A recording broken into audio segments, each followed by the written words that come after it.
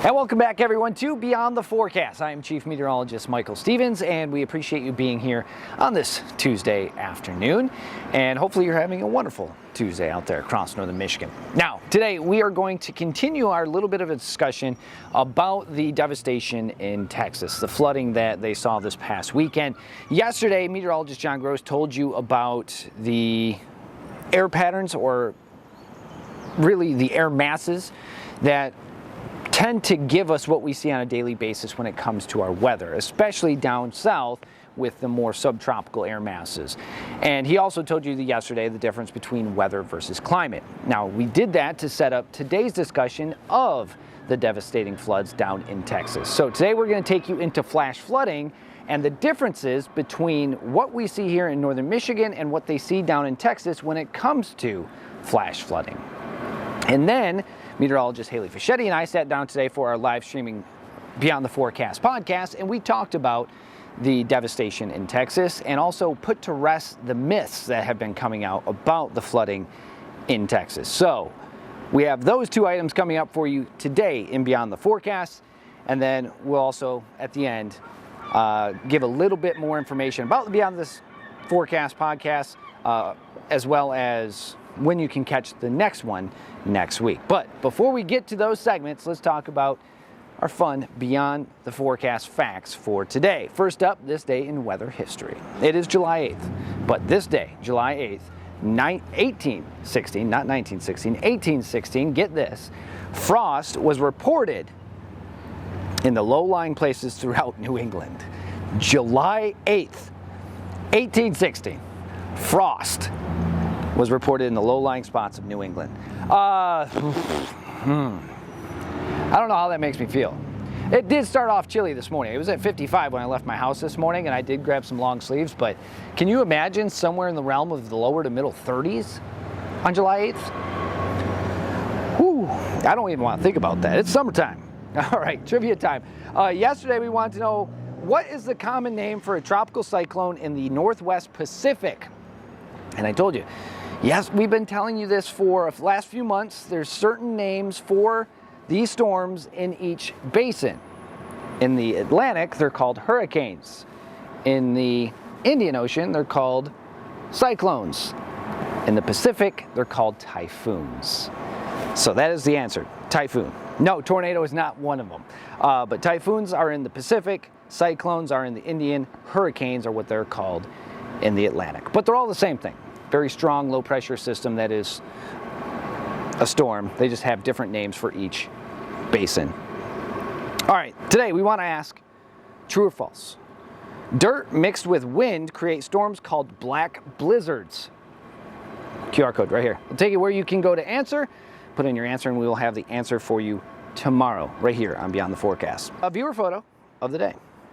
Brought to you by Great Rooms, as always. Today's picture comes to us from Corey Mahan. A very beautiful, patriotic look at a thunderstorm rolling into Hillman. The flags, storm moving in, gorgeous shot. Corey, thank you so much for sending in this amazing photo. And thank you to Great Rooms, as always, for sponsoring viewer photo of the day.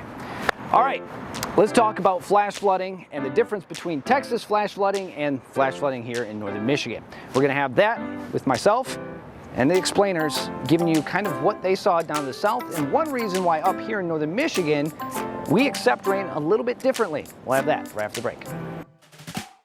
And welcome back, everyone, to Beyond the Forecast. I am Chief Meteorologist Michael Stevens. Now, a few things that we told you about yesterday. We told you about air masses and how that can dictate your everyday weather, but also the difference between weather versus climate. Weather is now, climate is many years over time together. Let's talk about flash flooding. Now, the reason we told you about the things yesterday is this past weekend there was extremely devastating flooding event in Texas. Now, there's a few things to go along with the flash flooding that they saw in Texas, and it goes hand in hand with a lot of areas down towards Arizona, New Mexico, as well as Texas. Flash flooding in general can be extremely devastating. One, there's nothing more powerful than water, especially when it comes to Mother Nature. Water will always find a way. It'll always find the path of least resistance. So when you have 20, 30 inches of water that fell in a very short period of time, water is going to dominate. And there's many things different between flash flooding in Texas and flash flooding in, say, here in Michigan. So let's talk about flash flooding and kind of give you what has happened, especially down for areas in Texas with the flash flooding.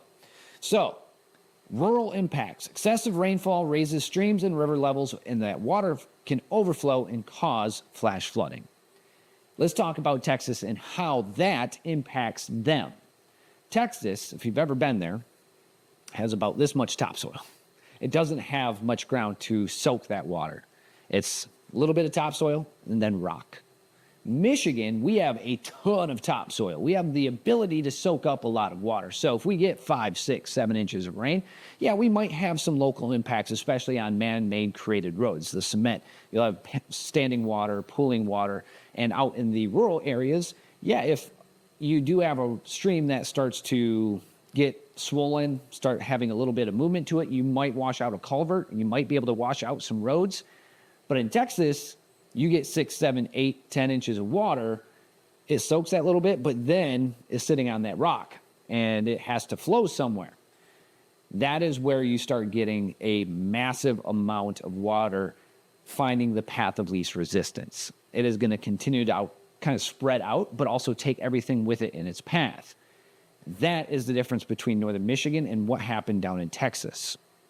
So those rural impacts are big. A big difference here in northern Michigan compared to areas, say, like Texas or New Mexico or Arizona. Now, the urban impacts with flooding, water can penetrate that soil easier than pavement. So excessive rain can overwhelm storm drainage systems.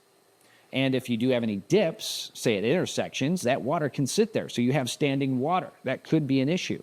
This is why whenever there's flooding, especially in urban areas, we say turn around, don't drown. Because if you see water over the roadway, regardless if it's urban or rural, you don't know what's underneath that water. Could be just, an inch of water, could be a foot of water with no road underneath it. That is why we say turn around, don't drown. Because if you drive in and get stuck, you might not be able to get out.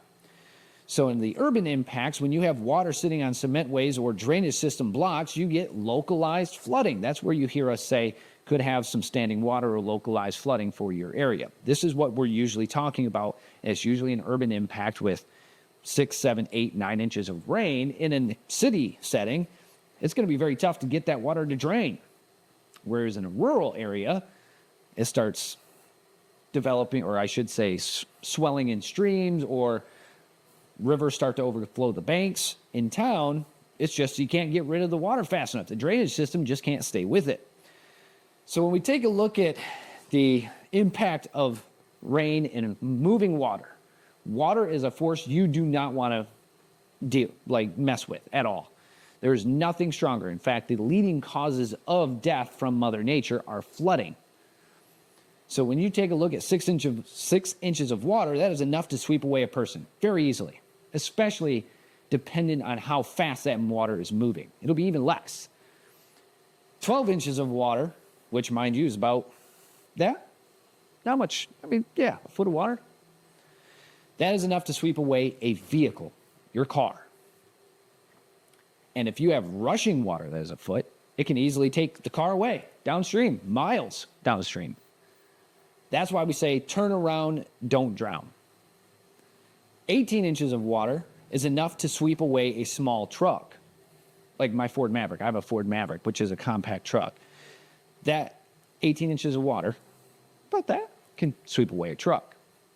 Now let's go back to Texas, where they saw 20, 30 inches of rain. Sometimes they see 40, 50 inches of rain. When you have that much water moving quickly into tributaries or finding the path of least resistance to a lake or to the ocean, you are going to have massive issues. Now, some things to kind of put to rest is this is not a political issue.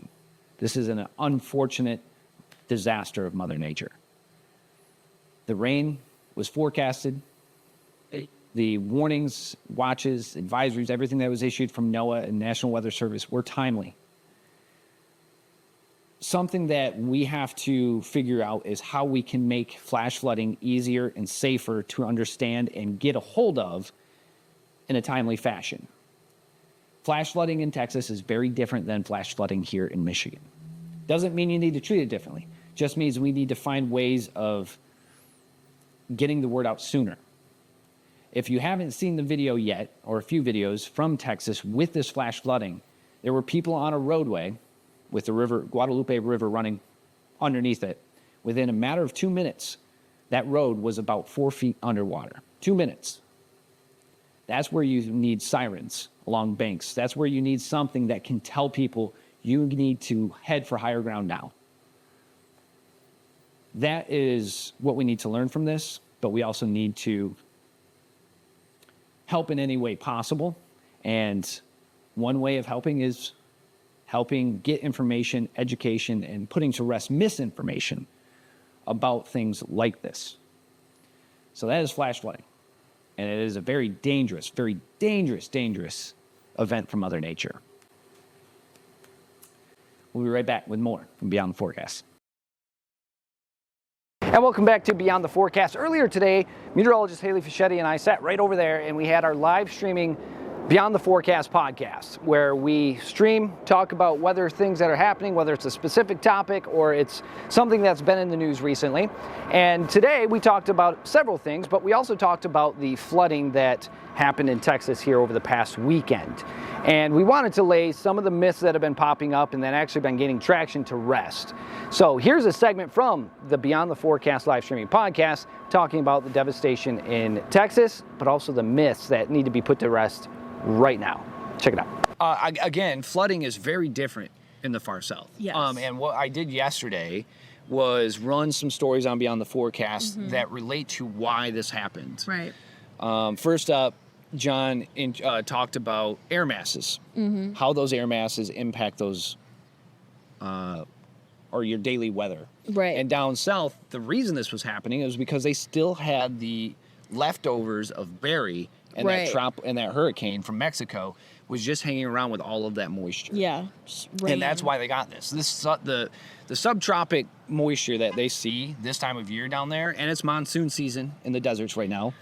So like just a lot of moisture. It's a lot of moisture. Yeah. And there's not a whole lot of area for that moisture to go. No.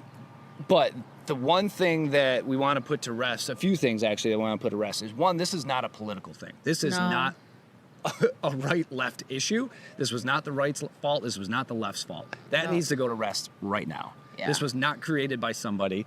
National Weather Service and NOAA was staffed just fine. Exactly. Do not let anyone fool you that this is a political issue. This was not a political issue at all. I know we talk about short-staffedness for like National Weather Service. While that is true, they were fully staffed and had more staff they were days of advance. Like they knew what was coming. And they did, and their local meteorologists and National Weather Service did give warnings about this. It's not like this was like a flash flood is called a flash flood for a reason. It is because it kind of is just like it happens immediately. But there was warnings about the rain coming and the possibility of this happening. It just, you really don't know how the water's going to react until it happens. Correct. The Guadalupe River is very wild when it comes to give you an idea. So it crested, its record was 1932 at 20 feet. Wow. Yesterday it crested at 33 feet. That's insane. It was 18 feet higher than its record set back in 1932. So the Guadalupe River is this like crazy. 100,000 year flood? So I asked Joe, our boss, was in Texas for many, many, many years. And he's been watching this closely because he used to work in Austin where everything's kind of flowing to. Right.